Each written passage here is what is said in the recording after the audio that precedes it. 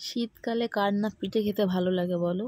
সবারই ভালো লাগে। তো এইরকম যদি গরম গরম সাজের পিঠে আর খেজুর গুড় হয় তাহলে তো কথাই হবে না। তো এই সাজের পিঠে দিয়ে খিচুড়ি খেতে অপূর্ব খেতে লাগে। আর এটাকেও যদি তুমি যদি ভাবো দুধে ভিজানো সাজের পিঠে করবে, ওটাকেও খেতে পারো, ওটাও খুব দারুণ খেতে হয়। দেখো আমি সাজের পিঠে দুধে ভিজিয়েও করে দেখিয়েছি।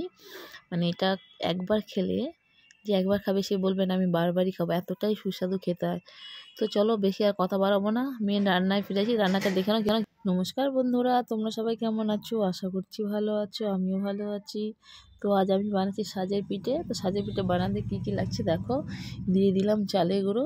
তো চালের গুঁড়ো আমি 3 চামচ দিয়ে দিচ্ছি। 3 চামচ চালের গুঁড়ো দেওয়া হয়ে গেছে এখানে।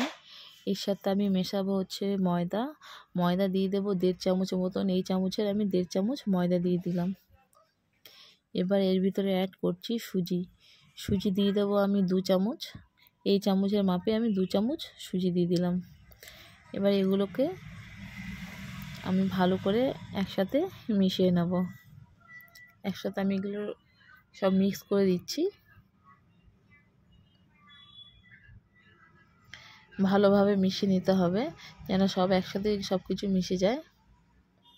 আমি আগে ড্রাই মিশিয়ে নিলাম, এরপর আমি জল দেবো। এবার আমি এর ভিতরে দিয়ে দেবো পরিমাণ মতো নুন। আমি যেরকম খাই সেইভাবে দিয়েছি, তোমরা যেরকম খাও সেইভাবে দেবে।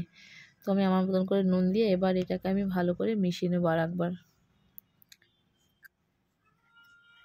ড্রাই অবস্থায় আমি এটাকে মিশিয়ে নিচ্ছি ভালো করে, যেন নুনটা সব সাথে একসাথে ভালোভাবে মিশে যায়। এবার এর ভিতরে আমি দেব জল।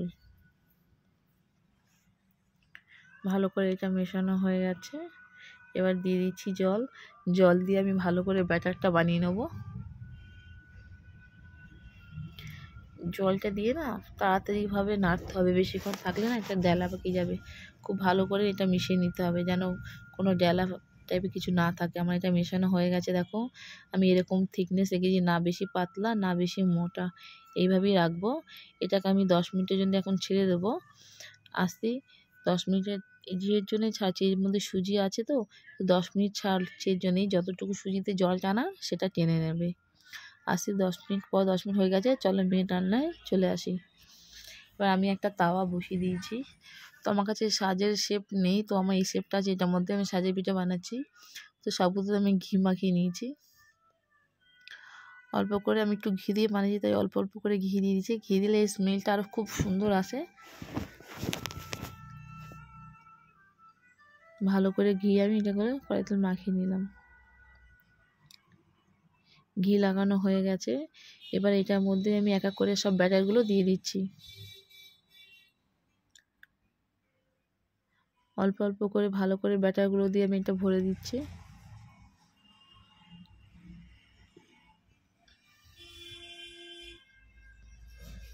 দেখো এইভাবে করে আমি সবগুলো ব্যাটার দিয়ে দিচ্ছি।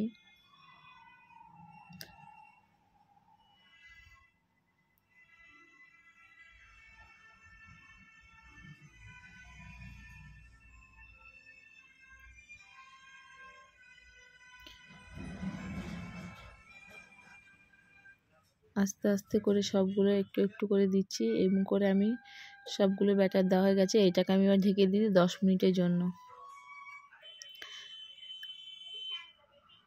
10 মিনিট পর আমি আসছি। 10 মিনিট হয়ে গেছে, এটাকে তুলে দেখাচ্ছি। দেখো খুব সুন্দরভাবে আমার পিঠেগুলো ভাজা হয়ে গেছে। আমি এ পিঠ থেকে ও পিঠ করে উল্টে দিচ্ছি, যেন এই পিঠ যদি কাঁচা থাকে তাহলে ওটাও একটু ভাজা হয়ে যাবে। তার জন্য আমি 2-3 মিনিটের জন্য এদিক থেকে ওদিক করে রাখবো, একটু উল্টে এপিঠ ওপিঠ করে রাখবো।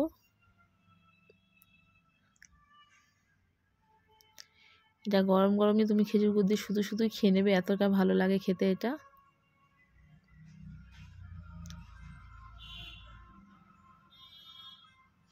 এইভাবে করে আমি সবগুলো উল্টে পাল্টে নিচ্ছি।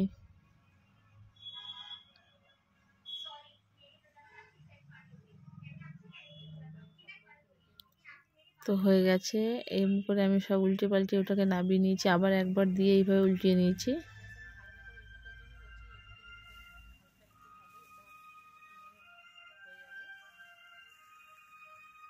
এইভাবে করে আমি সবগুলো উল্টাতে থাকবো। মানে ও পিঠটা যদি কাঁচা থাকে তাহলে ওটাও ভাজা হয়ে যাবে। এর জন্য আমি একটু উল্টে পাল্টে দিচ্ছি। যেহেতু চালের গুঁড়ো আছে না, এটা হয়ে যায়, তবুও একবার আমি উল্টে দিলাম যেন। এভাবেই উল্টে পাল্টে আমি নামিয়ে নেব। এবার এটা দিয়ে আমি দুধে ভেজানো সাজে পিঠে করে চলো দুধে ভেজানো সাজে পিঠে করে দেখাচ্ছি। এর জন্য আমি একটা কড়াই প্রথমে বসিয়ে দিয়েছি। তো কড়াইটাকে একটু আমি হালকা করে গরম করে নেব।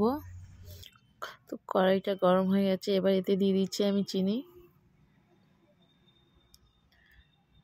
তো পরিমাণ মতন চিনি দিয়ে এটাকে আমি এবার ক্যারামেল করতে থাকবো।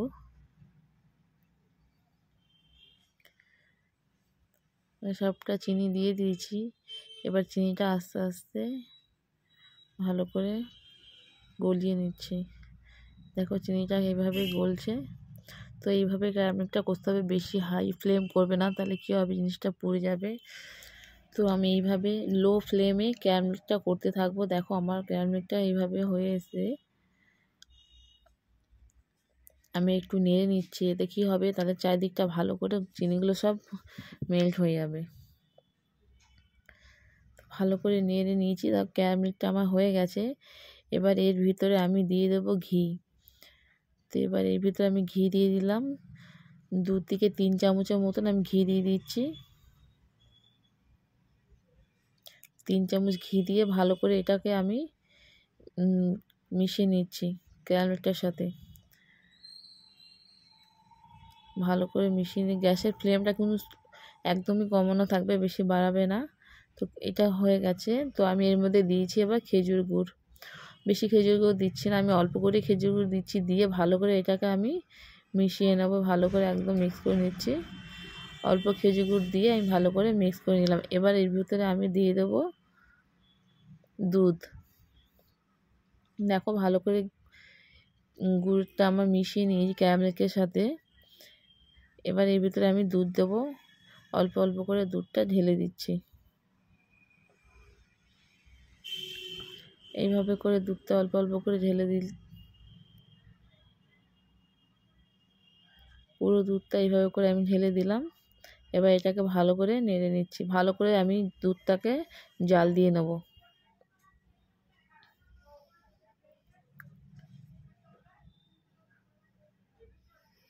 ভালো করে নেড়ে যেন নিচে ক্যারামেলটা না থাকে, এইভাবে ভালো করে মিশিয়ে নিয়ে তো এটাকে হাই ফ্লেমে আমি ভালো করে ফুটিয়ে নেব।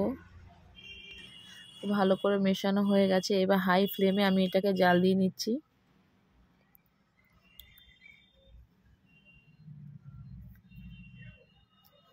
এর ভিতরে এবার আমি দিয়ে দিচ্ছি গুঁড়ো দুধ। গুঁড়ো দুধ দিলে কি হবে, তাতে দুধটা তাড়াতাড়ি গাঢ় হয়ে যাবে আর এতে আলাদাই একটা স্বাদ আসবে। তো গুঁড়ো দুধটা দিয়ে ভালো করে মিশিয়ে নিচ্ছি। ভালো করে মিশিয়ে নেব যেন গুঁড়ো দুধটা কোনো দানা না থাকে। এইভাবে করে ভালো করে আমি মিক্স করে নিলাম গুঁড়ো দুধটা দিয়ে। আরেকটু আমি জাল দেবো ভালো করে। যত নাড়বে, যত জাল দিতে থাকবে, দুধটা গাঢ় হবে, তত এটার স্বাদটা বাড়বে। দেখো দুধটাকে আমি জাল দিয়ে কতটাই কমিয়েছি। এবার এর ভিতরে আমি এক এক করে যে পিঠেগুলো, সাজের পিঠেগুলো ভেজে রেখেছিলাম, আমি এক এক করে ছেড়ে দিচ্ছি। এইভাবেই করে আমি সব পিঠেগুলো এর ভিতরে দিয়ে দেব।